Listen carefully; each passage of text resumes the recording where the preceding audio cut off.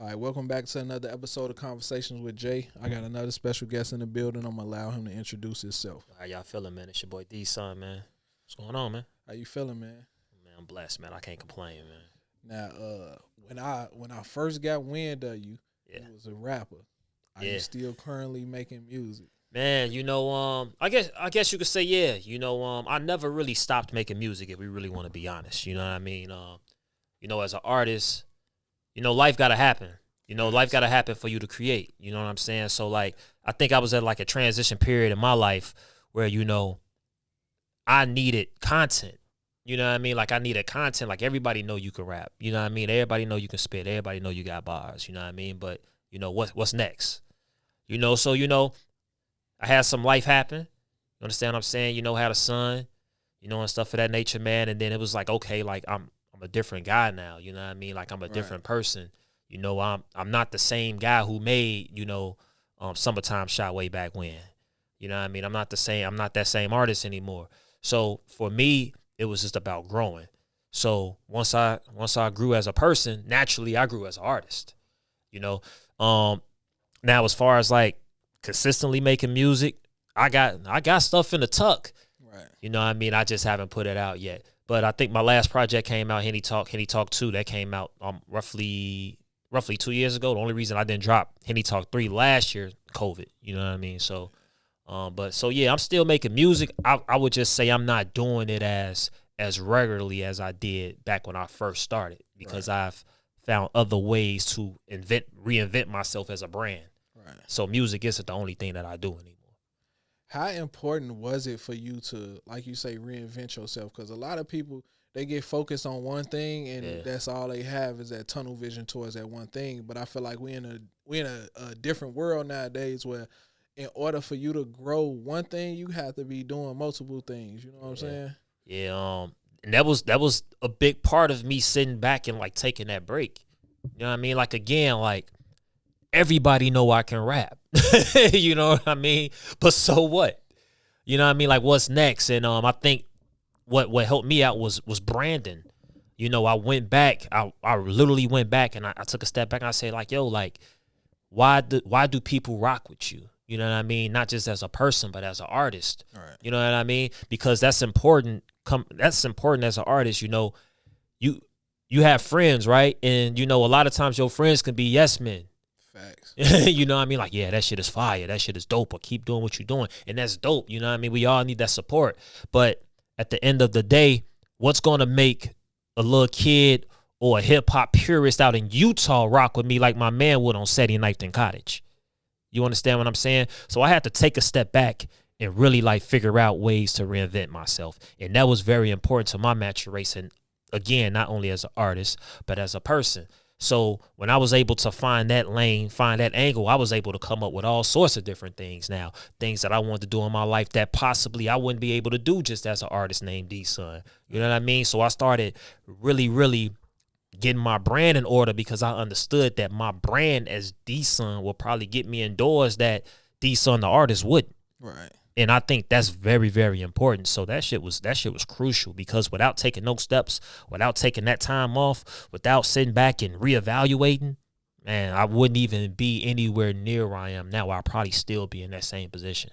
Yeah, because people will box you in if you let them. Box you in quick. And one thing that we got to be conscious of is we control our own destiny. Mm-hmm. We also control how people view us. You know what I'm saying? So if people view us as one thing, that's because that's all we putting out into this world. The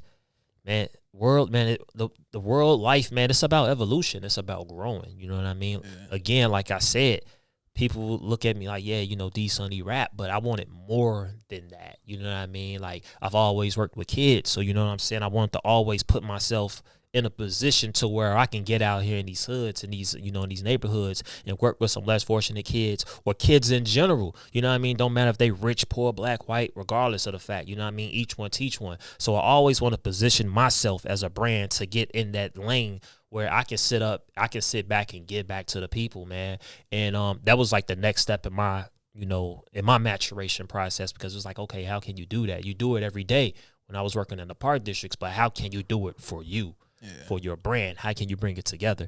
You know, so yeah, like you said, people will box you in if you let them. They'll look at you literally and just be like, "Yo, that's Jay." Like, you know, they won't even look at you and say like, "Yo, that's a business owner, or that's a podcast creator, a content creator." You know, they'll just be like, "Yo, that's Jay from such and such radio." Okay, but what about Jay being in such and such radio? What does he do? You know what I mean? And you know, for me, it was just like, man, like just putting together the brand.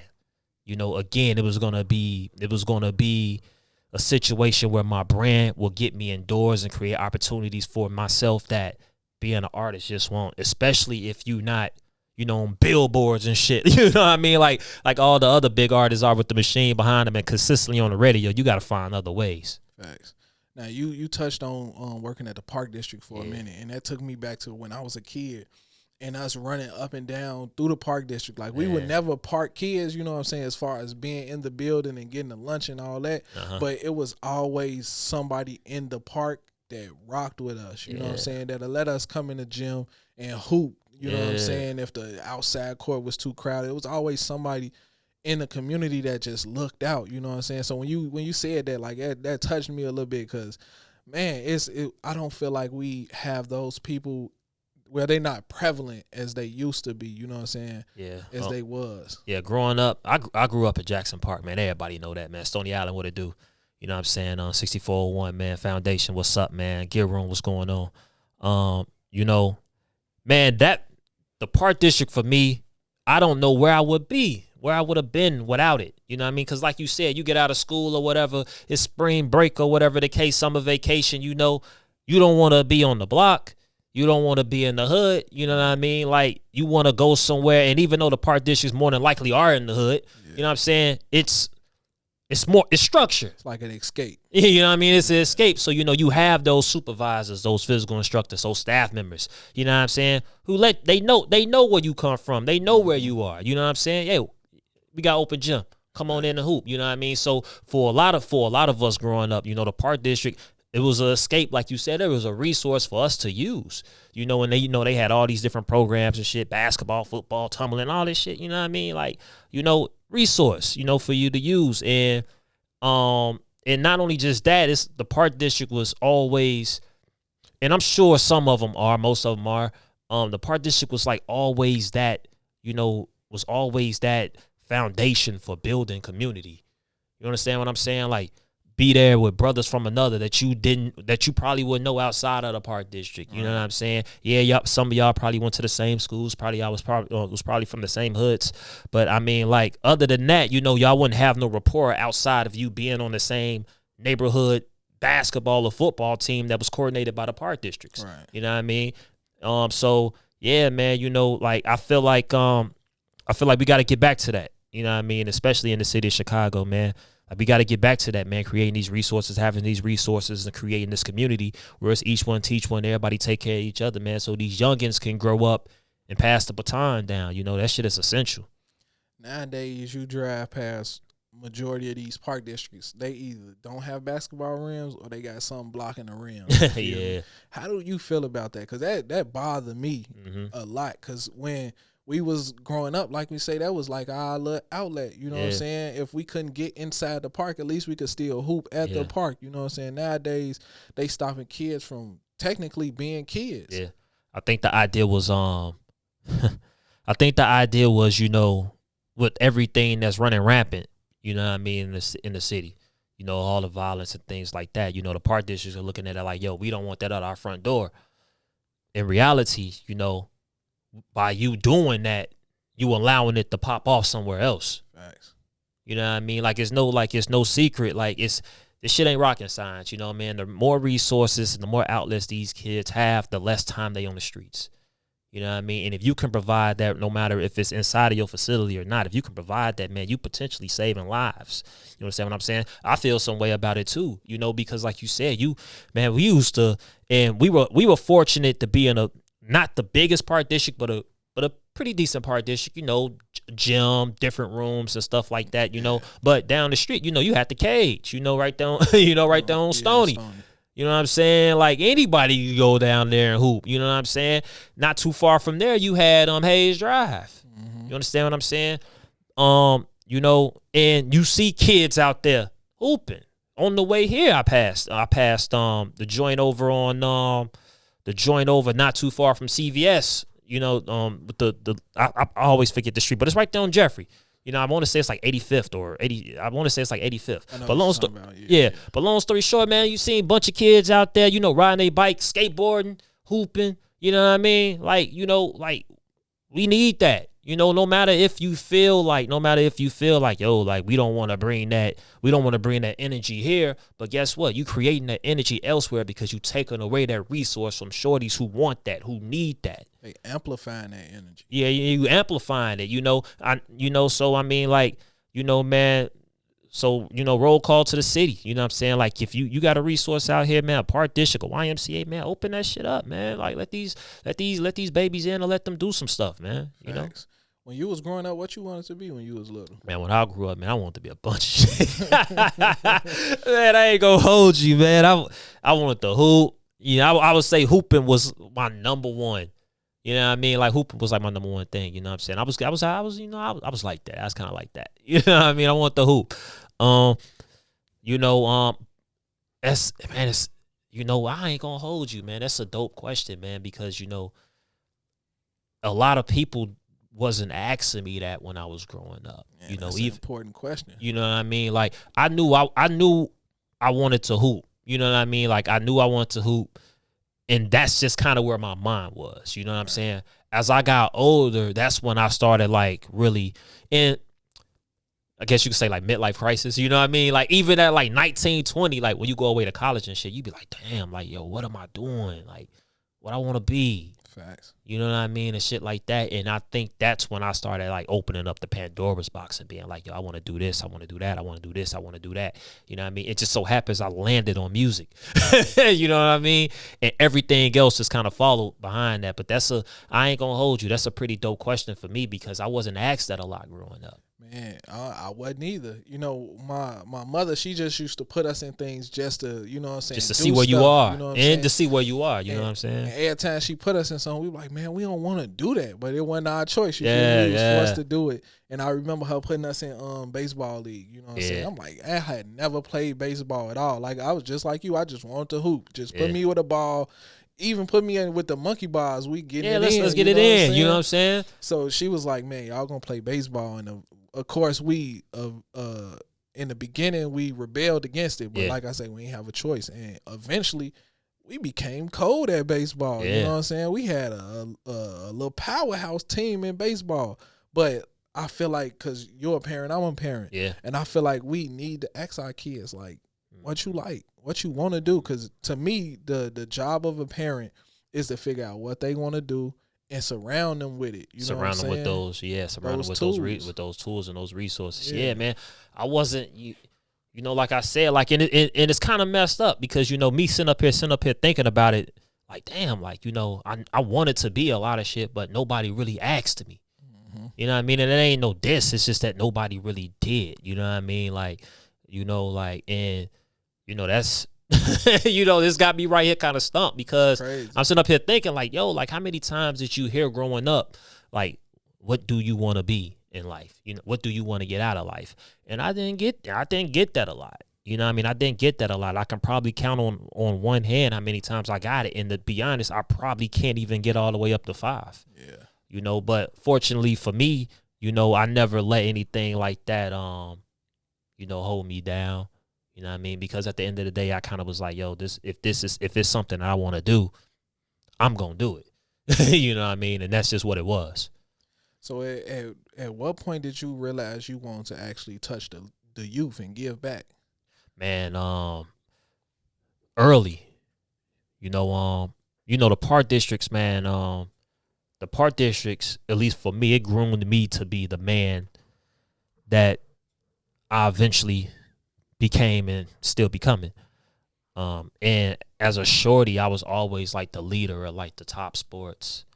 You know what I mean? Like, you know, they used to have a position, staff up there used to have a position up there for us coming up. You had top shorty, which was like, you know, 7 to like 9-year-olds, so like 10. Then you had the top man who was like 11 to like 13. Right. You know what I mean? And for me, I always took those positions personal. because I always wanted to be the best in like everything that I did. You know what I mean? Like, you know, coming up, you feel like, especially in the hood, you know, you got a chip on your shoulder. I want to be the best hooper. I want to be the best leader. I want to be the best tumbler. Shit, I don't give a damn if we playing floor hockey. I'm finna be the best center out here. You know what I mean? So I always wanted to be that top shorty and that top man. You understand? Because to me, not only did it symbolize that I made it, it symbolized that I was a leader. So when I grew out of the park districts, I couldn't let it go, right? You know what I mean? Because it was all I had. You know, I'm going to school. And, you know, I'm going to school and going home. No, park districts is all I really had. You know, it allowed me to be Daniel. It allowed me to hoop and do all this and meet my friends and shit. So when I aged out, because the park districts at the time was aging you out at like 12, and I think they still do. Yeah. At 13, I went to the supervisor at the time. I said, yo, like, how can I still be around? Like, you know what I'm saying? Like, how can I still be around? I'm too young to work, you know, but can I help? That's crazy. You even went to them with that question. Yeah, like, you know, like, but I want to help. Like, you know what I mean? Like, can I help with the football or, you know, tumbling, or can I help, you know, train the shorties up or whatever? Because I'm too young to work right now. I couldn't be a junior counselor until I was like 14 or 15 years old or something like that, you know? And shit, he allowed me to come back and help, you know, and ever since then, at the time, it was like a assistant coach type of thing. Yeah. You know what I mean? And, you know, that always followed me because I'm 13, 14 years old myself. And you got 10, 11, 12-year-olds, like, looking up to me. You know what I mean? These are shorties who, you know, who not only talented or whatever and got their own mind. I'm not too far removed from their age. So, you know, they can easily be looking at me like, dude, like, you ain't like that. Like, right. You know what I mean? But they looking up to me like, yo, like, you know, like, asking me for advice and what they should do and things like that. So at a young age, I started taking that to heart. You know what I mean? And I kind of knew by the time I reached high school, you know, by the time I graduated high school, like, yo, that's my calling. You know, it's to do things for people. It's for people to use my energy, to use my resource. Yeah. You know what I mean? And even when I got to college, you know, I didn't go in with the intent of majoring in you know, youth and social work at the time. You know, I went in with the intention. I was always a gifted writer. This is before I was even writing music. I was always a gifted writer, so I went in with the attitude, I'm going to major in journalism, creative writing. That's what I do. Right. You know what I mean? I write. You know what I'm saying? Once I got into it, I was like, oh man, this shit kind of whack. You know what I mean? This ain't what I want to do. But it wasn't until like I took a break from school and went back to Harold Washington to start majoring in youth and social work because I was doing so much work in the park districts. Like, yo, this is what I want to do. You know, so as I got older, I just started putting steroids on that shit. You know what I mean? Yeah. So at some point you start a non-for-profit. Yeah. So let's talk about the non-for-profit. Yeah, Stay Relentless Life and Hip Hop Initiative, man. If y'all want to cop some merch, y'all can definitely go on Stay Relentless, LHH.com, man. Yeah, man. Stay Relentless, man. You know, I was birthed in it, shit, almost a decade ago, to be honest with you. It was around the time I put out my first ever album called The Relentless Tape. Right. I was at the time I was gonna start like a youth male empowerment program called Sun Shall Rise. Right? It's gonna be for youth males. And you know, I didn't really have the team, you know, to kind of like help me out with it. You understand what I'm saying? And to be honest, like we was kind of talking about before the cameras was rolling, you know, putting it off. You know what I mean? Like putting it off and shit. But you know, this was like 10 years in the making. So like when COVID hit, you know, before COVID, we had all of this stuff going on like in the world, right? We had the police brutality, you know, the injustices, you know, we had the riots and all of that stuff, you know what I mean, and stuff like that. And I'm sitting back and I'm watching TV, bro, and I'm like, yo, like this is like the time. You know what I mean? And like this is the time. And I was working. I was a security officer, you know. Well, actually I ended up being a field supervisor for security company.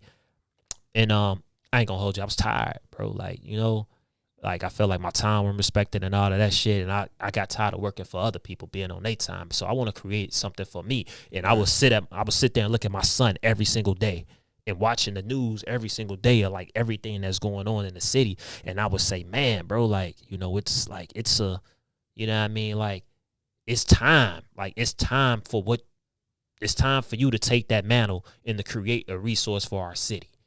You know what I'm saying? So I ain't gonna hold you. Like, I woke up literally like 5 or 6 a.m. in the morning and said, yo, I'm about to start a non-for-profit. That's exactly how it happened. You know what I mean? Like, I'm about to start a non-for-profit. I went back and I looked at all my stuff that I had back then for Sun Shall Rise. Again, I'm telling you, this was 10 years in the making. People don't believe me when I say that. You know what I mean? This was 10 years in the making. I just changed the name and just changed the curriculum and what I wanted to do. Right. You know? And I said, like, yo, I'm about to start this nonprofit. You know what I mean? Took my own bread and asked nobody for no help or none. Filled out all the application work, filled out all the paperwork myself. Literally, that day. A lot of paperwork. Yeah, I did that shit that day. Took whatever money I had, put it into it, got the brand, got the logo and all that. I just sat back and I just waited. You know what I mean? I just sat back and waited. I want to say I put it in motion like May. I got the mail back. I got my mail back. I got my certification back June 29th, saying that we was going to be recognized as a 501c nonprofit, bro. It was the happiest moment of my life next to my son being born, to be honest, because that's like birthing a kid. Yeah.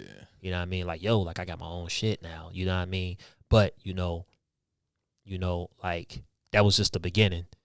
You know, that was just the beginning, man. So, sorry to be long-winded about that. I'm super duper passionate about that shit, man, because, you know, people don't know, like, I was at a time, you know what I mean? I just lost my job, you know. I just lost my job with COVID and all of that stuff, you know, so I wasn't bringing in no money. You know what I'm saying? You know, I had an unfortunate incident happen to me, I want to say like May of last year that, you know, that put me down for you know, for like a month or two. So obviously I couldn't work then. You know what I mean? So I was just in a position kind of like where, you know, you like, yo, like, what's next now? And I kept telling myself, Daniel, I don't want to work for nobody else but me. I think that's important, bro. You're like, you know, I don't want to work for nobody else but me. So how do you do it? Like, how do you make it happen? And I was like, yo, I want to start a nonprofit. I want to get back to working with kids. I want to get out here and touch these kids because it was just the perfect time, man. Timing is everything. You know, you had COVID. You had all these, protests and riots going on. You understand what I'm saying? And you know, living in Chicago, you already know what we see every day. It's like, man, it's just time, bro. Like this is what you was born for right here. So let's do it. Bro, I speak on this a lot of the universe speaking to us. You know what I'm saying? A lot of times when the universe speak or present something to us, we may brush it off. You know what I'm saying? We may not even understand what's being presented to us. And for you to say that you lost your job, COVID happened, and you woke up at 5 a.m, was like, man, that's it. You know what I'm saying? Like, you accepted your sign and you ran with it.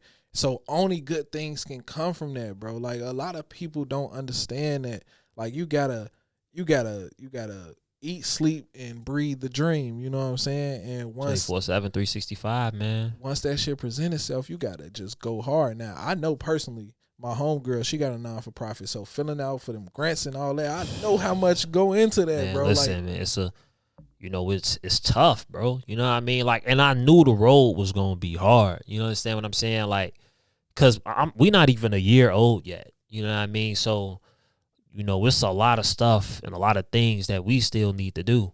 You know what I mean?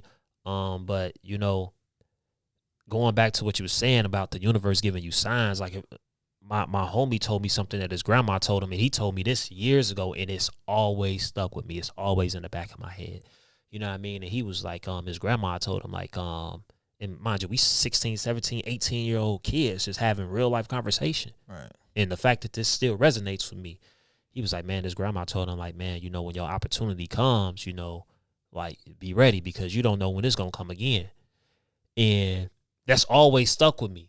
And I've always thought about it like, man, you know how many opportunities I probably didn't let slip because I just was scared, or I wasn't ready, or I fear of the unknown, man. Or I just looked at that opportunity and didn't think much of it. you know. And for me, it was like, man, like, you know, it's up to you to find out what that opportunity is. Yeah. But when it presents itself and the timing is right and you feel that in your spirit, bro, you gotta go. Facts. You gotta be on go mode. And for me, it was like, man, this is the perfect time. You know, I don't have a job. It's nothing tying me down. You know, it's finna suck. You know what I mean? Like I'm a regular person just like anybody else. I'm not working a 9 to 5. I'm collecting unemployment. You understand what I'm saying? Like, you know, I'm not making no bread. You know what I mean? I'm not making no bread. But I want to plant seeds in the things that I want to do in my life with the time that I have now to work for myself, so I don't have to worry about that anymore. Yeah. So it was like, if I can take that time and energy that I took all these years, I've been working nonstop since I was 18. If I can take all this time that I took to work for somebody else, you understand what I'm saying? To work for somebody else. Imagine if I take that same time and energy and invest it back into myself, what I can do. I can probably change the world. So at that point, I proved it. I told myself, like, yo, like, it ain't no turning back. I had a talk with my girl, like, hey, like, shit finna get tight over here because, you know, I ain't got no job. But, like, look, I got some ideas and this is what I want to do. You know, like, I just want to run that past you. She was super supportive. You know what I mean? She was super duper supportive. Once I had that support, you know, I was like, all right, shit, now it don't matter. Like, go do your thing. Man, it's amazing how, like you say, you just hollered at her, but it was an open line of communication for that to happen. Yeah. And she was 100% supportive of what you wanted to do. Like, a lot of people don't understand how just that little simple thing of her saying, I believe in you, let's get it, can just push you to a new level. Because I was in a similar situation. I lost my job actually before COVID. You know what I'm saying? And I had already had like my 401k was already set up, so I always was pretty decent still. Yeah, I always had that little fallback plan. But like you say, COVID happened and my 401k started dying. You feel me? The stock market just started. My shit started plummeting, bro. I lost more than 50% of that shit. That's crazy. And I'm like, whoa, shit. You know what I'm saying? That was my emergency fund right there if I ever needed it. So I was in a similar boat just like you. Like, man, I need to do something, and I don't ever want to go back to having a job because I was working since I was 16, bro. Yeah. I had never been fired from a job. And to get fired at that point in my life. At a crucial juncture, you know what I mean? Key was like a nigga stole on me, and I couldn't do nothing about it, you know what I'm saying? And you know what I'm saying? Like, going back to what you said, you know, just that simple, yo, I believe in you. You know what I mean? I tell people all the time, my love language is words of affirmation. You know what I mean? And it ain't to feed my ego. It's just that when I don't need people to let me know when I'm doing something dope or when I'm doing something great, because I'm gonna be honest, I'm not trying to be arrogant and not trying to sound cocky. I know when I'm doing something fire. I know when I'm doing something dope. But I don't know who doesn't want to hear somebody say, like, yo, you're doing a great job. Keep up the good work. Yeah. You know what I mean? Like, yo, don't stop what you're doing. Keep pushing. It's always the little things that mean the most. And for people who are in entrepreneurialism and doing their own thing, bro, that's what we need. Like, this shit is hard. Man. You know what I mean? Like, this shit is hard. You know what I mean? I feel like the best perk I have is that I have the option to wake up on a Monday, Tuesday, Wednesday, Thursday, Friday and say, I'm not doing shit today. You know what I mean? I'm finna take this time and I'm finna, you know what I mean? And I'm finna take this time to spend with my son, to play Madden all day, or play with my dogs, or lay with my girl, or watch movies all day. You know what I'm saying? And, you know, and I look at that as a blessing in itself. You know what I mean? Because you can't do that with a 9 to 5. You know what I mean? Like, you know, and I say that with all due respect to my people who are out there working. If you're out there working, do your thing. You know what I mean? Like I said, I was working since I was like 18, and I understand, you know, like, do your thing. People got to make ends meet. You got to do what you got to do, and you might actually love your job. Yes. You know, it might be actually something that you enjoy doing, you know, that you went to school for and things of that nature. But a lot of people don't like their jobs. They just wake up and do it because it's what keeps the lights on. And to be honest, you deserve an applause. You deserve a hand clap of applause just for that. You know what I mean? Because I can't tell you how many times I was waking up on the last legs of my job like, why the fuck am I going in? You know what I mean? Like, why the fuck am I going in? I don't want to go in, you know? So for me, it was like, yo, like, the only way for you to fix that and to not have to worry about feeling that way anymore is to create your own. So for me, it was like, yo, let's create your own jobs, you know? And it sounds crazy, but it ain't. You know what I mean? Like, it sounds crazy, but it ain't. It was like, yo, just find out what you want to do and create that resource. Once you do that, you make it your job. Man, I worked 10 years, bro, at that one job. 10 years. Okay. And what was crazy, before I got that job, I used to work at Enterprise. So I'll be the person that come pick you up, get your car ready, clean the car and everything. Yeah. But while I was working at Enterprise, I went to school for heating and air conditioning. Now, me flashing back after I got fired, I was like, man, damn, I got a certificate in this, and I ain't never even applied for a job in this field. You know what I'm saying? I took what came to me easy, which was the 10-year job. You feel me? When I could have low key had a career in HVAC, I could have had my own business within the first year of me doing it. You know what I'm saying? But I didn't see that. You know what I'm saying? But even today, I'm happy with the position I'm in, because like you say, I could literally wake up and do whatever the fuck I want to do. Man. You know what I'm saying? Ain't got to answer to nobody. It's peace of mind, bro. Like, I feel like the only thing that you struggle with is that, you know, because you're working for yourself, and especially like when you just starting up like I am in both of my ventures, you know what I mean? You know, you have to find a way to start monetizing it, turning it into profit, so you know you can actually do this. Right. But at the same time, that's a part of the grind. That's a part of the hustle, and I love that hustle. And I'd rather do that for myself than do that for somebody else. Fact. You understand what I'm saying? So that's just kind of where I'm at with that. So you started a podcast network. Yeah, man. Shout out to Custom Chuck, man, my partner, man. League of Extraordinary Chicagoans. What made you want to do that? Same thing, man. You know, I'm a risk taker, bro. Like, you know what I mean? Don't nothing scare me when it comes to, like, you know, when it comes to creativity. You know what I mean? I feel like the best thing that we have as a spirit, as a human, is our creativity. You feel me? And for me, it's always been, how can you take that creativity and use it to cultivate a form of ownership? You know, so I always had the idea of doing a podcast, always. You know, and I was going to the studio to actually work on Henny Talk 3 that is yet to come out. You know what I mean? I was going to the studio, do some work with my man Law, man. Shout out to Law Beats, man. Yeah, fuck with Law. Yeah, you know, I was going to the studio to work with Law. I asked my homie Chuck. I was like, yo, like, pull up to the studio. Mind you, me and Chuck, prior to this, wasn't, you know, we knew of each other. You know what I mean? But, you know, we ain't kick it a lot. None of that stuff. You know what I mean? But he's a super inspirational dude, and he would do stuff on his Facebook where he would just do, like, you know, inspirational type quotes. And I was working on a song that I had the idea of putting that on for an intro. Right. So I called him, like, yo, Chuck, like, come to the studio. Like, I want to put you on this track. Like, I want you to do the shit that you do in the morning when you tell people, you know, you give people good words of kindness and, you know, to go out here and do what they think. I want you to put that as an intro for a track. He was like, bet. Came to the studio. Again, signs, right? I walk in the studio. And mind you, I was in the studio the week before. So to the right of me when I walk in, that room was vacant last week. This week, it's a whole podcast set up in there now. Okay, Complex. Yeah. Complex. Shout out to Complex, man. Merc and KX, how y'all feel, man? So yeah, I'm in that joint, and I'm like, yo, when y'all get a podcast room? He was like, man, we just got that shit up and running. So to me, I'm thinking in my head, like, damn, now shit, sign. Let's make it happen. I'm in the studio. I talk to Chuck. Chuck's there. You know what I'm saying? I'm running everything past Chuck. Like, yo, man, why don't you come do this podcast with me? He was like, I bet when you want to start. I'm a planner. He like, nah, fuck that. Let's just get in there. Like, let's get in there next week. I bet. You know what I'm saying? So then I started having the idea, like, the podcast network. And Chuck kind of had the idea for, like, a name. And I was like, all right, you know what I mean? So we started off as just a podcast, right? Being in, you know, just recording, no visual. You understand what I'm saying? Just really, really just pumping out content. You know what I mean?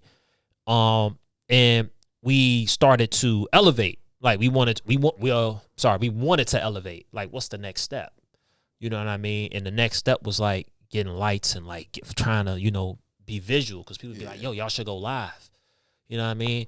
And it was like, okay, if we go live, I want to go live. I want it to be right. I don't want to just take my phone, set it up, and, you know what I mean? Like, look good. Yeah. I want it to look good, because, as you know, being in this media realm, you know what I'm saying? Like, not just content, but presentation is everything. Thanks. So he linked me with our partners now, the DJ firm. We went there. I checked out the spot. You know what I mean? And I seen them like doing their thing on like the Twitch and shit. And I was immediately like, yo, that's it. Like, that's the move. At the time, I knew about Twitch. I played video games. I only knew people was on Twitch to play video games. Right. You know, and shit like that. I ain't know people was on there doing podcasts and DJs was on there spinning and shit like that. You know what I mean? So for me, it was like, yo, that's it right there. So as soon as I put together, I sat back, analyzed things or whatever, and I hollered at my partner Chuck, and I was like, yo, like, we gonna do the podcast network. Like, the time is now, like, cause I see where this can go. So to be honest, we kind of stopped calling our shit a podcast. We call our shit a morning show because that's what we have. You know what I mean? We have a morning show that you can tune in on Twitch every Tuesday morning and see us live. Right. You know what I mean? We interact with the audience and everything, man. And it kind of just created the idea of like, okay, how can we put this on steroids? So ever since then, we just been like working, moving, you know, working. And if we fail, and we have a saying, fail forward. You know what I mean? Like, if shit don't work, fall forward. You know, aim for the stars, land on the moon. You know, so like it's, you know, it's been a beautiful process, us growing and getting to where we are. And the podcast network really came about organically. You know, like I felt like it was kind of a I don't want to say like a need, but I felt like it was another way to create a resource for people to use us, and that's a big part of my brand. All right. Is creating resources for people to use. And I felt like it was a no-brainer because now you get these content creators, you know, who otherwise, most people, they just want to get on the mic and talk their shit. You know what I mean? They don't want to edit videos. They don't want to promo. They don't want to market. They don't want to do all of this other stuff. Hey, yo, I got this idea. People like me. I'm popular. You know what I mean? Put the mic on and let me talk my shit. Turn the camera on and let me talk my shit. Okay, so if you can package this up and do this for them, now you got a service. Yeah. You know what I mean? And that's just kind of how it came about. So if somebody want to get in tune with you to create their podcast or just to get in front of that camera and talk their shit, like, how do they go about that? You say it all the time, man. This ain't no play now, man. You know, when some cameras come on, it's different. You know what I mean? Like, we kind of run our shit like a TV station. Yeah. You know what I mean? Like, we kind of run our shit like a TV station, man. But if any content creators out there, you know, they want to get down, you know, they got the idea for like a podcast, or, you know, y'all want to be on camera, or you just want an audio type of thing, man, you know, you can always feel free to contact us at the lecpod@gmail.com. You can hit us up on Instagram, LEC_pod, man. Hit us up in the DMs, man. We are always communicating with people and showing people love, man. On our show, that's what we do. We give flowers to people in Chicago out here doing their thing. We literally get them flowers. You know what I mean? Like, they come on the show. We let them, you know, plug whatever business or whatever whatever it is that they doing out here in the community, giving back and helping each one and things like that. And we give them flowers on our show because we want to change that narrative of Chicago being crab in a barrel and people don't show people love. Right. So we use our show as a platform to put these people on. You know what I mean? And it ain't even necessarily about putting them on. It's really about giving people who might tune into us the opportunity to see that this resource exists. Right. So you can use it. You know what I mean? Like, you might, like, you know, you might not know XYZ, but we bring somebody on the show that you can physically touch because we gonna put you in tune with them. So if anybody out here, content creator, you want to get out here and you got the idea of doing a podcast, man, you make sure you holler at us, man. Like, for real, we can make some things happen. Yeah, man, starting a network is dope because, like you say, that's how I got my start as far as like the radio go. Because I never forget when I was with Only for the Real. This was probably, I can't remember how long ago this was, but somebody invited us to interview us on their radio show. You know what I'm saying? And we was late, you know what I'm saying? Bro was like, man, I don't even want to go to this no more. I'm like, bro, even though we late, let's still show up. You know gotta do the job. We showed up. They tried to play us. They wasn't trying to let bro talk his shit on the mic. And then bro just went in there on some ignorant shit and got on the mic. And the dude who ran the station, he was like, man, who the fuck are y'all? Like, I want to give y'all a show. And that's literally how we started Only for the Real Radio. That's dope. Off bro going in there and like, bro, y'all not finna just disrespect me. I know I'm late, but I'm still here. Yeah, I'm here though. And they was like, man, we gonna give y'all a slot for 2 hours. You feel me? They That's charged fire. us. I think at the time they charged us like $30. You know what I'm saying? Which I was like, I got 15, you got 15. We do this every week. You know what I'm saying? Yeah. And eventually that launched into something even bigger. You know what I'm saying? Where I was like, bro, they charging us and they putting ads on our show.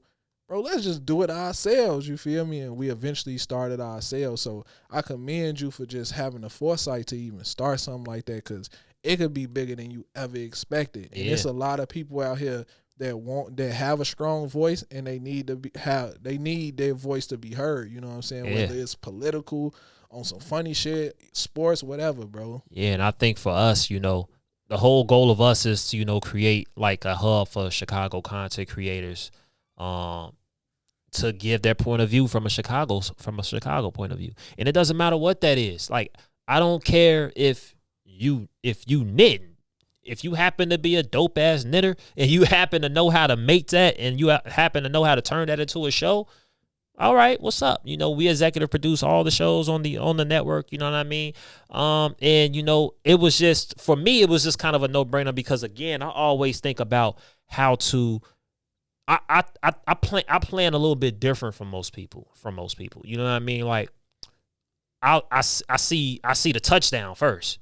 You know what I'm saying? Like, it's like, it's hard to explain. You know, if I'm a quarterback and I step up to the line of scrimmage, you know what I'm saying? I'm looking at the deepest route on the field first, because I'm trying to see how can I score quickly, right?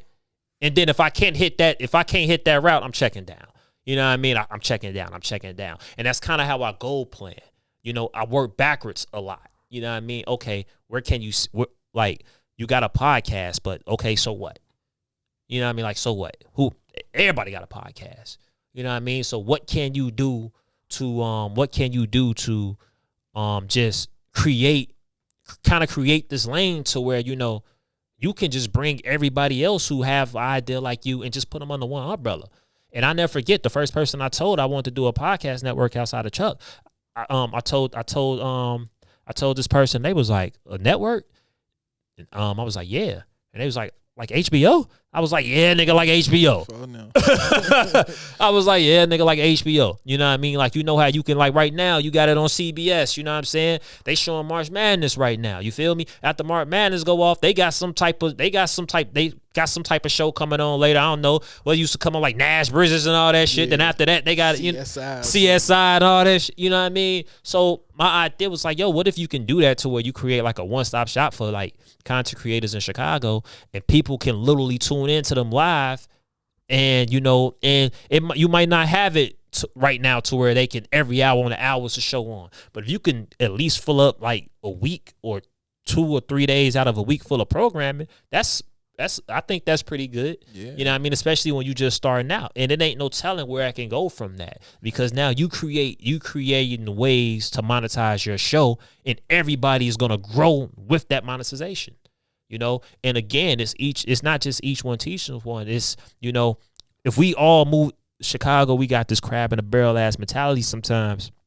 And for us, it's like, yo, if we all come together, we can probably get to this bag a lot faster. You know what I mean? And that's just kind of like our idea, you know, because you don't know, like you said, we don't know how big this can get, right? You don't know what this show or what this podcast can do for somebody. You know what I mean? Like, somebody might be able, I've read stories about people who've got into podcasting and do it full time. You know what I mean? Like, and they do it full time. So you don't know what this could potentially do for somebody's, not just the network and not just their show, but for their individual brands. Yeah. You know what I mean? For the individual brands, they might be looking for a reason to further brand themselves. And coming on our network might be a way for them to really get their brand out there. You know what I'm saying? So you just don't know what people can use the resource as and what it can do for people individually. And I think that's a big thing, what we're trying to do. We want to get, like, not just give back, but man, we just want to create a resource for people to use us. You know what I'm saying? Like, for people to use us and to do whatever it is that they want to do. Become your own boss. You know, like, shit, I want to record every Wednesday. Okay, what's up? You know, let's make it happen. But this ain't going to be no play. We going to do it. We going to do it. Facts. Before we get out of here, I like to ask everybody this question. Yeah. If you can tell your younger you anything or give your younger self some advice, like, what would that be? Yeah, just keep pushing, bro. Like, real shit. Like, for me, it's like, for me, man, I don't need crazy, even though I always say my love language is words of affirmation. I don't need crazy advice. You know, for me, all I need is like 2-3 words to push me, man. You know, like somebody telling me like, yo, you doing a good job. Just keep going. That's all I need. I can run off that. I can run off those words for a year. You know what I'm saying? I would tell my younger self, man, just keep going. You know what I mean? Like, keep going no matter what. You can't stop. You done already started. You understand what I'm saying? Keep going. Keep pushing. You know, you ain't going to win. You ain't going to win every game. You know what I mean? It ain't meant for you to go 82-0. It ain't meant for you to go 16-0. Right. It ain't meant for you to win every fight. You understand what I'm saying? If you do, you're a bad man. But all because you lose one, it don't mean eventually you ain't going to get what you need to get. So just keep going, man. That's literally what I would tell my younger self, man. Like, keep pushing. All right, tell the people how they can stay in tune with you, get in tune with you, and whenever the music coming. Man, y'all can follow me personally, man. D-Son. You can follow me on Instagram, DSONTL. You can also follow me on Facebook, Daniel D-Son Moore. I got a fan page coming out real soon. You know, if you shit it, honestly, if you give me this footage as well, I can launch this interview on the page, so that'll be dope. You know what I mean? As far as like everything I got going on, Stay Relentless Life and Hip Hop Initiative on Facebook. If you want to see what we got going on, as an organization, as a nonprofit, you can definitely go to our website, StayRelentlessLHH.com. Again, StayRelentlessLHH.com. See what we got going on. And then as far as the League of Extraordinary Chicagoans podcast network, you can follow us on Twitter. That's our main source of interaction. Twitter and our Facebook page. Twitter, LEC_pod. Facebook, LEC. You can put in LEC_pod and we'll come right up. So yeah. All right, man. I want to say I appreciate you for coming through. You know what I'm saying? Especially speaking as honestly as you did, you know what I'm saying? Because a lot of people won't come on here and say they unemployed. You know what I'm saying? Like, a lot of people will keep certain things in, but I think what was special about you is man, since a kid, like you say, you've been in a leadership role, not on no bragging or boasting shit, but on some I want to help you type shit. You know what I'm saying? I think we need more of that in our communities. And that's one of the reasons I started my podcast, just so I can have people like you that come on and maybe push somebody that's on the fence that don't know what they want to do. They don't know if they want to chase their dream or not. Like, this conversation may help them go chase what they need to chase, bro. Yeah, and I appreciate that, man. I think, you know, I don't have like a street story like a lot of people. You know what I mean? Like, I grew up around a lot of people, you know, who got those type of stories, and you know, I wasn't in the streets like that. You know, I wasn't in the hood like that, but I know a lot of people that were. Right. You see what I'm saying? And I was fortunate to have, you know, I didn't have both parents in my life like I do now. You know, growing up, I wish my father was around as much as he was, but he wasn't. So my mom was like that person who basically was just like, yo, like, you have to figure it out. You know what I mean? Like, you know, and so she was like mad hands off, you know, and because she was hands off like that, it made me mature quicker. You see what I'm saying? Because, you know, yeah, she would put her hands on me, like, as far as like letting me know, like, hey, that ain't what you're supposed to be doing.